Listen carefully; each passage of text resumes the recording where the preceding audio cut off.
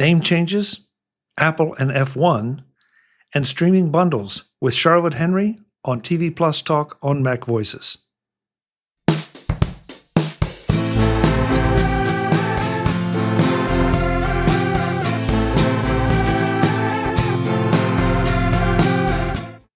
Welcome to TV+Talk.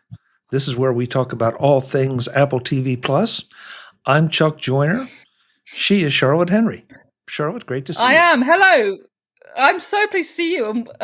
Well, shortly we're going to have to discuss if we're renaming our show or not. We're going to have this discussion live on air. Yeah, I was joking about that with someone the other day and thought, it's a discussion we have to have. We'll have it shortly. Yeah, but before that, I'm just glad that you and I are able to connect because a little bit earlier, before this recording, there was a major Amazon Web Services outage that really took down an awful lot of services, including a lot of the streaming TV services. Yeah, that's absolutely right.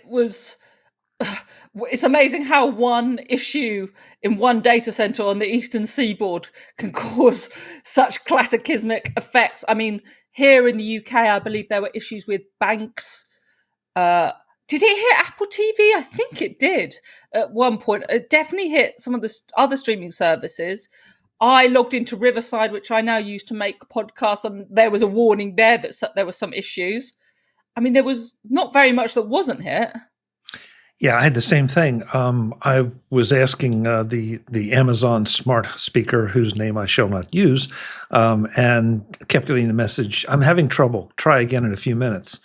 And after about 20 minutes, I gave up, and then realized what was going on. But I know there were some credit card processing issues at places I visited that particular day, so it hit a lot of different things. Look, you and I could do a whole separate show on this kind of nerdy stuff. But first of all, it's really interesting that it hit streaming services, because I think sometimes we forget really that these are tech products, not media products, and something like that really reinforces it. And secondly, a step back, and it's not really for this show, but I want to chat about it with you anyway, is this idea of how dependent we are on such a limited number of services for data and connectivity. It's a huge, huge, huge issue. It is, and it shouldn't be a big surprise to anyone, because the larger companies have squeezed out a lot of the smaller companies, and because of efficiencies of scale and all the reasons that companies get big, question. But at the same time, when everything is passing through those particular doorways, and then there's a problem in those doorways, it's going to hit a lot of different people in a lot of different ways. Right. I mean, totally. I'm just trying to find out how much AWS of itself is worth. I mean, because there is a thing, isn't it? If you just spun off AWS from Amazon itself, it would still be one of the biggest companies in the world. Like, this is how big.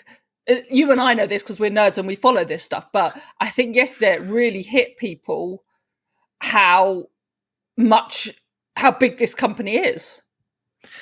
And we had a discussion about on my live show about the redundancy issues, and to what degree should a company spend money on redundancy, or is it more cost effective for them to pay for an extra service or something else, or is it better just to say every so often we're going to have an interruption? And, but one of the problems with redundancies is that a lot of times the company that you hire to be redundant is also going to be using the very same service that took out your first line of service.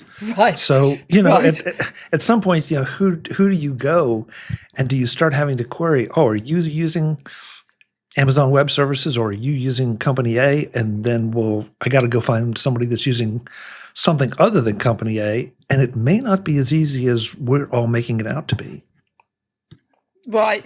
And per my former employer, the Mac Observer, it does look like Apple does use AWS for TV Plus and a number of its other services. which is kind of interesting. And I put this actually in my book, Streaming Wars, that, the streamers are having to work with other companies and rivals, especially Amazon, because it's so all powerful in other spaces.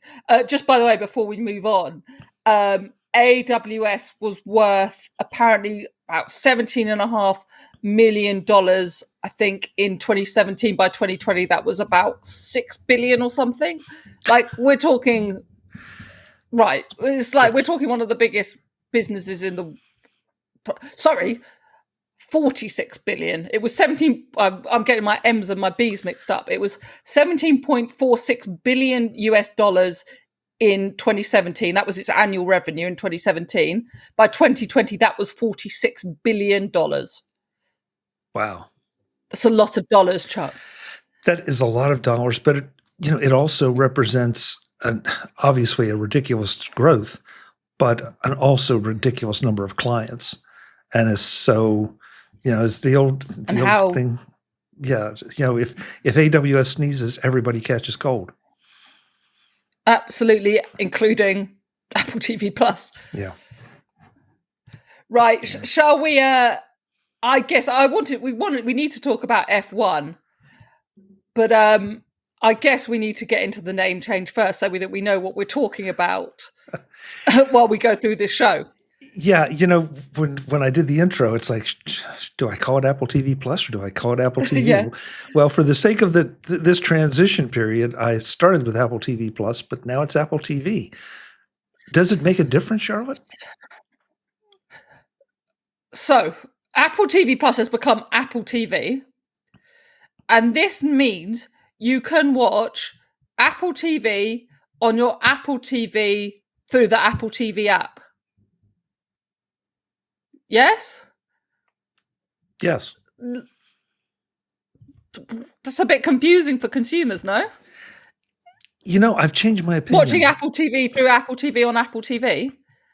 I changed my opinion since this started, because I took a step back and said, if I'm watching... I'm just having a cup of tea. I'm going to let you go, and I'm going to ponder this, because I know my views on this. Well... if I'm watching a program and the show I thought about was, for no real good reason, The Boys, which is an Amazon property. Sorry. Yeah, I said that right. An Amazon property. I don't say that I'm watching The Boys on Fire TV or Amazon Prime. The most I might say is that I'm watching The Boys on Amazon, and it's on Amazon. But I never talk about what app I'm using, what the piece of hardware I'm using. Am I watching it through a Fire Stick? Am I watching it through a Chromecast? Am I watching it through Apple TV? The box? It's just I'm watching this program, and I might mention that it's on this streaming service or network.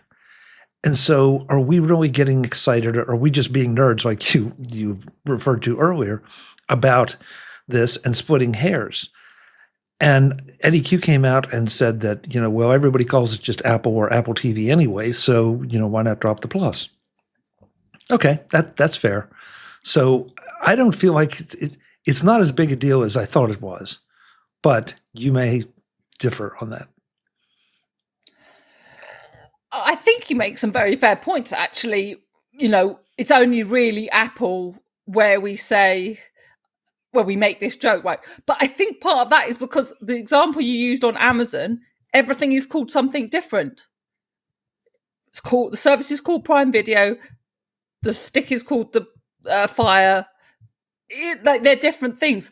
I think there's something very bizarre and very un-Apple about even the potential for this confusion, even the potential for nerds to make jokes about it. Let's be serious. I know we always do this. What would Steve do? But seriously, would Steve Jobs have 3 linked products called basically the same thing? Come on. Probably not. But that was then. This is now, and so. But it's dumb. Well, it's so dumb. Well, but look, let's be fair. And this is not these are not necessarily criticisms of Apple. We're not here to be fair. But. Oh, good. Thank you. But this is the same company that named their page layout program Pages. and their Excel spreadsheet competitor numbers. They have a tendency to try to. You can look at it two ways. You can look at it as that's really confusing, but you can also look at it as a common sense, top of mind kind of thing, so that I don't have to remember the name of the product. I just sort of remember what it is I'm trying to do. And I'm not defending it, or it just I guess I've come to understand it a little bit more. It still creates confusing if you try to get if you do a Google search and try to get help about the numbers program online. But at the same time, it doesn't not. I think work. It's a much bigger problem for this. Is it? Is it? Well, try searching for Apple TV help now. What on earth is going to come up? Okay, that's fair. That's fair. But but we are talking about a streaming service. So, the Apple TV app, the Apple TV box, the Apple TV service. Right. I just think for your ordinary viewer, it's a bit in some ways it's not, because I suspect the Apple TV viewer is only going to worry, like most people don't have an Apple TV box, right? And you can argue, and it's a bit naughty of Apple, that having the app called TV, which is the way that most people use the service now called Apple TV, that kind of makes sense, right? And people will be like, oh, it's called TV, that's where I watch the TV service. In that way, it kind of makes sense. And it will annoy a lot of the other rivals, because Apple always has this thing that, like, the TV, like that it wasn't giving undue prominence to its own shows within the app, except it's now called them all the same thing. And we all have a bad habit of just taking a snapshot in time, saying right now, and this is the way it is, and boy, isn't this confusing. And what if Apple releases an update to the Apple TV box next week and calls it the Apple Excelsior or something? And okay, so they rename the box. So then we are back to a little more differentiation. Maybe they'll call it Apple Watch. Oh, wait. That was very good. I hadn't thought about that. Thank you. Again, I'm not sure. I'm not even sure what we're discussing, because look, it's the way it is, and it's their service to name. But it also definitely is one more time that the word Apple is going to come out of your mouth. Oh yeah, for sure. And I just think it's a very bizarre decision. Like, since this service started, I've always slightly had a running joke about the naming situation, and now they've just kind of taken it to the next level. So you know what, fair play. Yeah, well, and so let's have the more important discussion. Do we change the name of this show? Right. Well, so case for the defense, i.e. not changing it, we are adding to the discussion about Apple TV. So we are Apple TV plus this lovely discussion. We are Apple TV plus some talk, right? But ultimately, we are talking about the service Apple TV. So maybe we now have to be just Apple TV talk. And we know how Apple does not like people to use the word Apple in their projects. So I would hate to get a cease and desist. And we'll get very cross letters if we're wrong. Yeah. So I'm with you. I'm kind of inclined to just say, this is TV+Talk, and recognizing TV talk. TV talk. But then that sounds like we could be talking about, like, the daily morning show or something. That doesn't. Yes, you're right. Yeah. So we have our. We're really taking listeners behind the scenes here. Well, yeah. We'll, I would think we'll probably stick with our name, but if not, folks, we'll let you know what our thinking is. Yeah. No, it's such a good point you make, though, because We definitely don't want any cease and desist letters, but we are talking about Apple TV. Right. The programs. I suppose also we do discuss the hardware and software, to be fair. Well, yeah, and the service from a business perspective. So, yeah. Right. Okay, but now look, you're contributing to the problem here, because before we started this discussion, you said that we're going to talk about F1. Mm-hmm. But we have multiple F1 stories to talk about. So which story were you talking about? We do.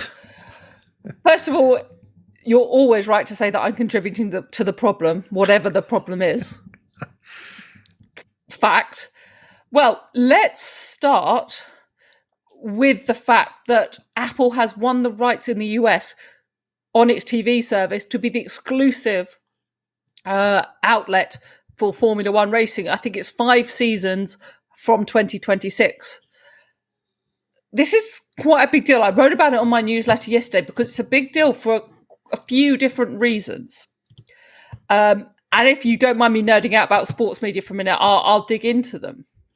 Please. Part of the reason it's significant for our show and our audience is because this is the first time I think that anything on Apple TV is particularly different depending on where you are in the world. Basically, I'm in the UK, you're in the US.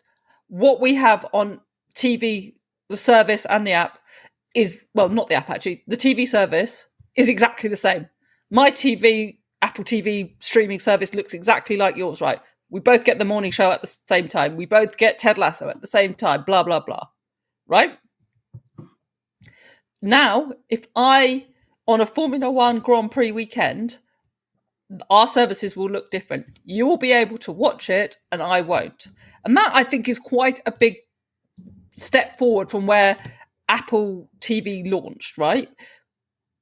Because it was meant to be this uniform service and it was focused on originals and therefore everything was the same. And that is no longer going to be the case. So I think that is significant first.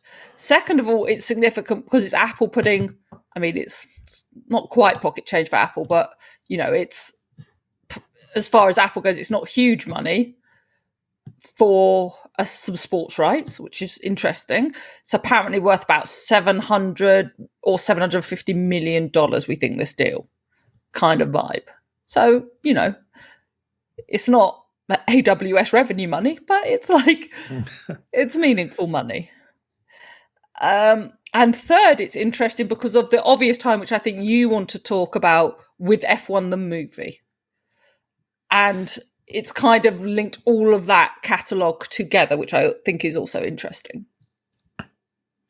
I think this is very interesting because of, and let's throw into the mix the MLS deal that Apple already has. So, right. It feels like Apple took sorry for the pun I'm about to do, but Apple took a swing at baseball, and now it's, whether they stepped away or baseball stepped away or they both stepped away. But the MLS thing seems to be working. Now they've got F1. So, and we've talked so much about Apple playing the long game. So it feels like they're trying to build their credibility. It also, in hindsight, it felt like that Apple was stepping into sports streaming at a time that it was still a little bit, not exactly experimental, but a little bit experimental. And so now they're cutting their teeth and developing reputation on some sports that may not be quite as prevalent here in the U.S. Frankly, both of them seem to be a lot more prevalent in the U.K. So that brings a global perspective into this. I think it's going to be really interesting to see how it goes. I think it's going to be very interesting to see exactly what, if anything, Apple brings to the F1 experience for the US viewer. Yeah, correct me if I'm wrong. Have I missed an announcement that the Apple baseball deal is coming to an end? I didn't think I had. Maybe I missed it, but I thought there was something that they were backing off. Maybe I have misstated. Oh, maybe. Look, I think the point, though, which you're getting at, which is right, which is that it hasn't been, I mean, it's done okay, Friday Night Baseball. It hasn't been a rip-roaring success, has it? You know, people like, it's very different in the US, but people like their local announcers and all that kind of thing with baseball. In terms of the MLS, it is what it is, right? Like, it's a global deal, which goes to my earlier point about Apple really wanting to be the exclusive home of stuff wherever it does it. And so this again makes this deal for Formula One very different. The other thing you're totally correct about is that Formula One, and indeed obviously football, are much more popular where I am than where you are. Which brings me to my sort of other point about this, which is this a good deal for Formula One? They've got some good money, but the sport now, in a country in which it's trying to grow, has disappeared behind a paywall. And a paywall that is not particularly, by various standards, it's not that popular, right? Apple TV. It's okay. It does all right, but it's not Netflix. And so are they potentially losing audience by doing this deal with Apple? And I think, that will be a very interesting thing to watch play out. And as far as I understand it, so with MLS, you have to pay an extra thing to get all the games. Some they put through a normal subscription. Some you can watch as, you have to pay extra for. Some games, I think, in the League's Cup are actually on a TV channel as well in the US. But anyway, this is going to be part of your TV subscription as far as I understand it. And, everything will be behind this paywall, which could work, but also because they'll get anyone that in the US that cares about Formula One will have to have Apple TV. But it's much harder to get, I was going to say drive-by fans, but it's much harder to get new fans coming along. Okay, so I'm not the student of sports broadcasting that you are. My perception is that Formula One, like a number of other, I'm even going to say third, fourth tier sports, yes, they got some television coverage in the US, but it was always at the convenience of the broadcast networks or the sports streaming networks, the sports cable networks.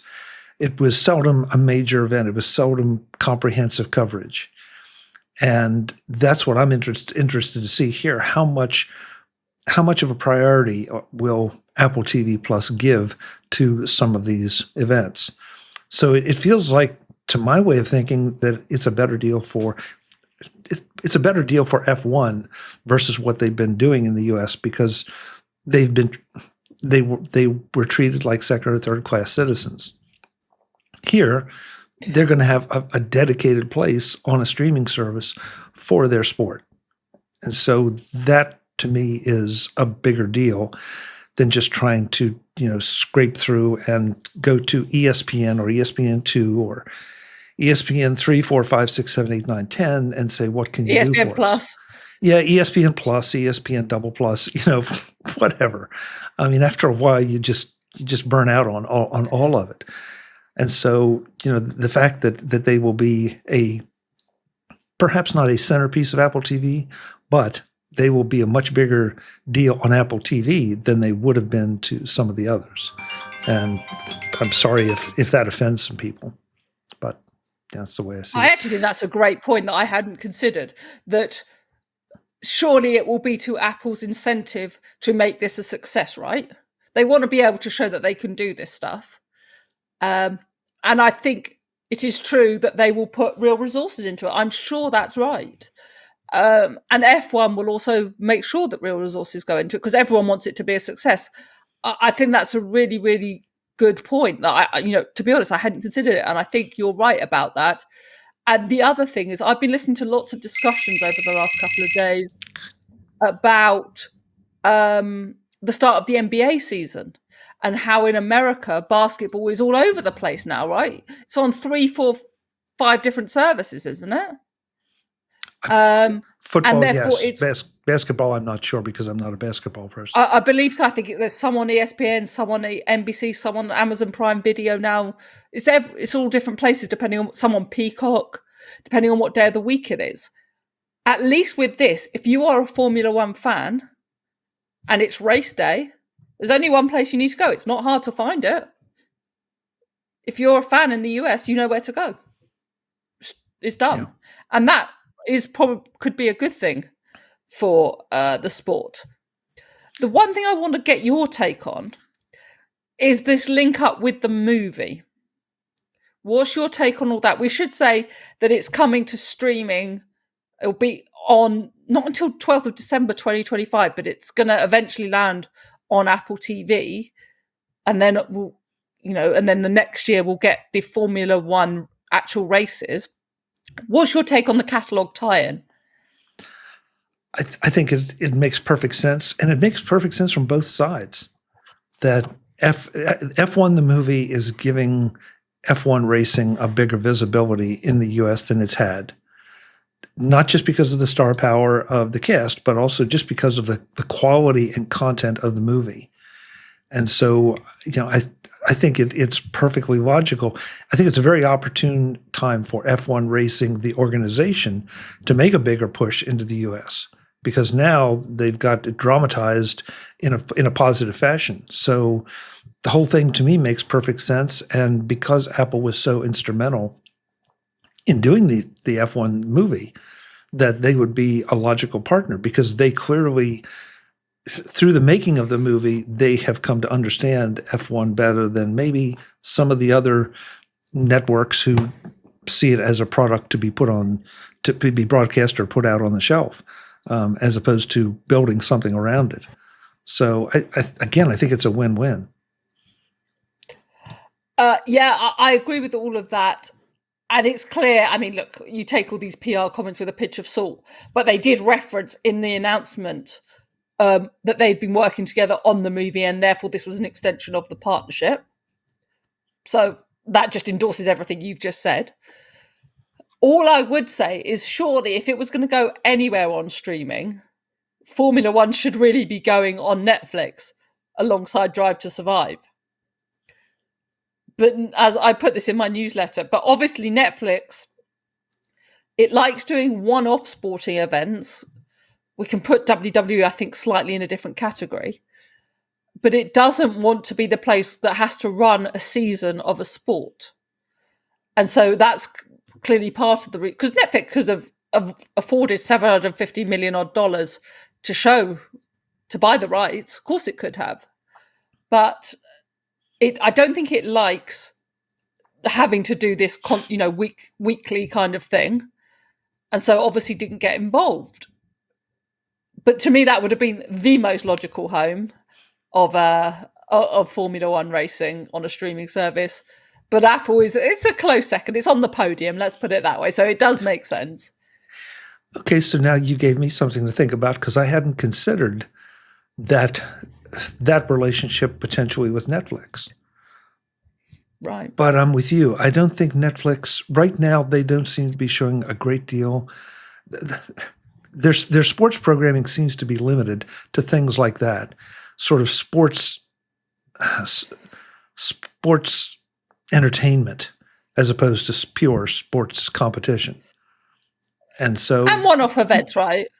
Yeah, and one-off events, yeah, where they can make a big splash. And you Football and I both on Christmas Day.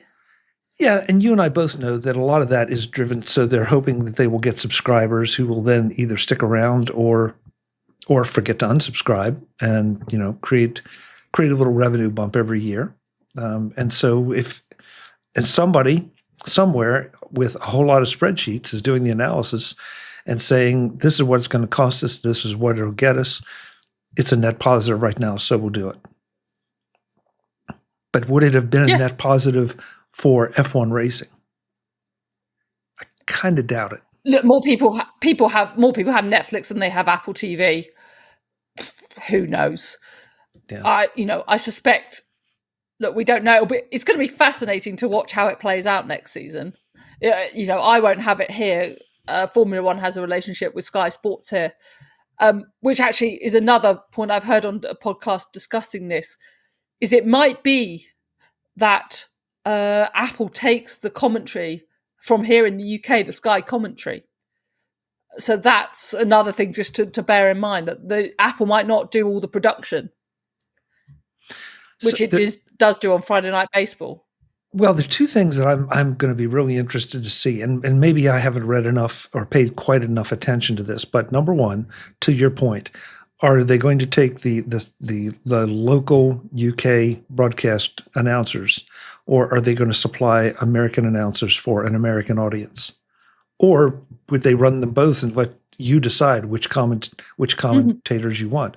The other thing, though, that I'm not quite sure, we're talking about, you just mentioned race day. Because of time zone differences and all, is it possible that they would allow replays or on-demand streaming of races? Oh, I'm sure you would have to. It'd be crazy not to, wouldn't it? I would think so, but I'm looking at it from a very US-centric point of view. But it's not US-centric.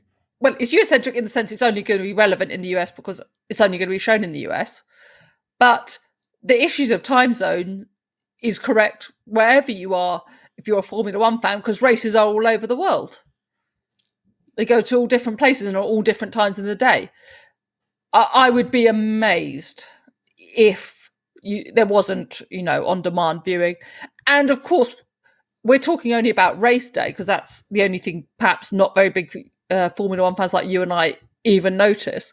But the whole thing about Formula One is it does go over a weekend. There's practices, there's qualifying. Some of the Grand Prix have sprint races too. So there's quite a lot of different elements that go into showing Formula One, not just one race. And that could be a nice little extra package for, whether it's pay for package or not, for real F1 fans, that if you want to see the race, you do this. If you want to see everything else, you do that. I'm thinking, I would frankly, be amazed if they separated it. I would too. But in relation to that, I'm thinking about the way the Masters handles their coverage, the Masters golf tournament, where, if you use the app, they have a number of different streams of the same tournament. Now, I realize F1 racing is a little bit different, but the idea that there can be these innovations in coverages for different sports that focus on the particulars and the quirks of that sport is really interesting, and I feel like there's an opportunity here for that to be explored for F1. Yeah, I would imagine a lot of that will come through data and analytics and that kind of thing that they show viewers that really want to dive into it deeply. I would imagine that will be the case. Yeah. Hey, before we get too far gone here, I wanted to let you know that I was not hallucinating. I put a 9 to 5 Mac article in it. I sent it to Charlotte in our Google Sheet, and I'll put it in the show notes for everyone. But according to a report, Apple has decided to exit its relationship with Major League Baseball. So, and this came from a 9 to 5 Mac article, August 19th. So there you go. Oh, no, yeah, this was, and you're absolutely right. It was from August. I think we did discuss it back then. It was a Yahoo Sports reporter, and you're absolutely right. So we didn't miss it. We just can't remember anything because I'm getting old. What? No, wait a minute, Charlotte. You're not getting old. You're just super busy because you have a book that's out in the UK and is about to come out in the US. I do. It's behind me. It's called Streaming Wars. I will be very keen to talk about that in a minute. Let's just finish off though, because there's one more thing I want to get your take on, because it's a very US centric. It's only relevant again in the US, and that is Apple have done a bundling deal with Peacock. Now, rebundling is a topic I've written about and I'm interested in. So, Peacock, Apple TV, they're obvious. They're not the biggest standalone services. Kind of get why they want to work together in the US. One person I saw on social media asked a really good question, which was, what happens if you have Apple One? I.e., you've got a bundle already of Apple services, at a set price, if you want Peacock as well, do you have no choice but to buy it separately? Do you have to pay for it twice and have paid twice for Apple TV? It's an interesting question. I don't know if maybe in the US, when you go to sign up, they'll now add an option Apple TV with Peacock, and you pay a little bit extra as part of your Apple One bundle. It just struck me as an interesting question. It is, and I've seen articles about this, but I'm not ready to say that I recall because it really didn't apply to me at that point. But I guess my feeling is that here in the US, everybody's offering bundles with everybody else. And if I buy that bundle, and I'm going to make it up and say it's Netflix and Hulu. And then next week, I decided I wanted to add another one, but I already have those two, but there's another bundle now that includes those two or has at least one of those two. Nobody's going to give me a discount. I've already bought bundle A. If I want to buy bundle B, I can do it, and there's an overlap, but nobody's going to give me extra days or weeks or months on my service. Sounds like a you problem. Yeah, so I would be kind of surprised, in so many ways. I think it makes a certain amount of sense because as all of these services raise their prices, they've got to figure out a way to deliver better value for what you're getting. And so bundling makes a whole lot of sense. And Peacock and Apple TV Plus, those are pretty good bedfellows. I guess as good as anybody else, maybe better. Yeah, I agree with a lot of that. It's almost like people, we've got huge amounts of subscription fatigue. We know that. It's almost like people want to pay once a month to have everything they want available. Who would have thought that was a concept? Well, something you said earlier too that I wanted to, and I never got to it, that Formula One, F1 racing is now moving behind a paywall. I'm not so sure, Charlotte, that pretty much any and all quality programming, absent maybe some of the sports, isn't going to end up behind a paywall somewhere. Because the networks here, I can't speak for the UK, but the networks here, I feel like they've just kind of given up on scripted programming. Because what they're offering is pathetic. I can't think of a single network program that I have any respect for, or no, scratch that. I better not do that, but that I have any interest in. But there are a lot of things on how do you really different services. Yeah, well, listen, when you start digging up 1950s and 60s game shows and, that kind of thing and putting, current stars in them and running them in prime time, Charlotte, and game shows in prime time, are you going to tell me that, this isn't an industry that has just given up a segment of the market? So I think it has. I think that's true either side of the Atlantic. I think there is some pretty good programming from the BBC, ITV, Channel 4 here in the UK. But I think it's fair to say that a lot of the programs where people go, oh my God, have you watched this? I'm binging this. Most of them are on streaming services. Yeah, exactly. So, and that's why I wrote a book about them, Chuck. All right, now let's get to the book, Streaming Wars. Yeah, it's out now in the UK. It might be out in the US by the time you listen to this. It comes out 28th of October in the US. You can get it basically wherever you buy a book. I looked at the whole picture of streaming, from Netflix to Spotify to Twitch, and obviously there's a lot of Apple TV in there as well. I've just had the horrible realization that every reference to it is Apple TV Plus in the book. Well, thanks a lot, Eddie Q. Yeah, there you go.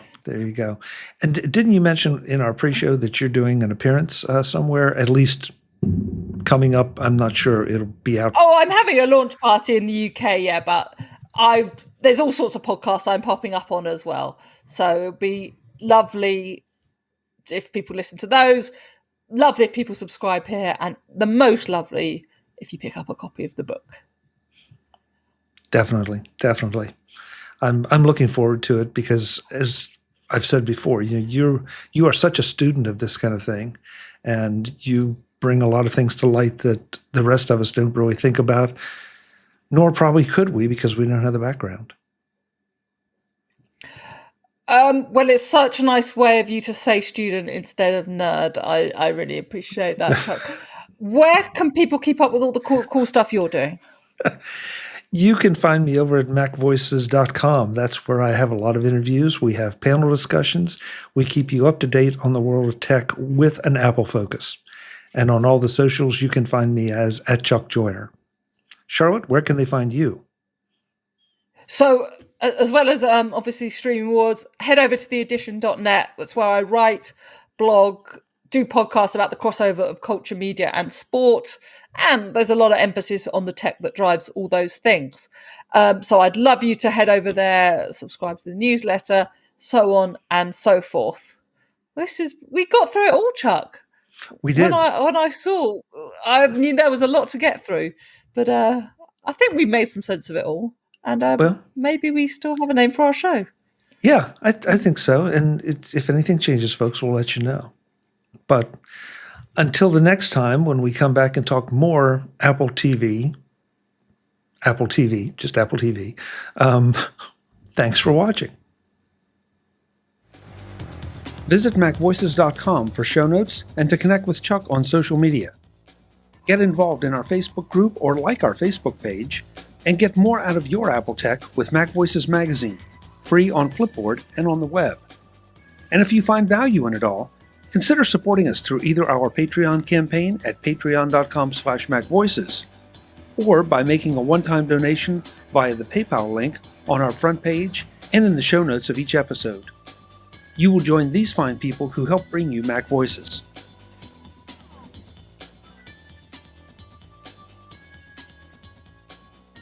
Advertising handled by Backbeat Media at backbeatmedia.com. Bandwidth provided by CashFly at cashfly.com.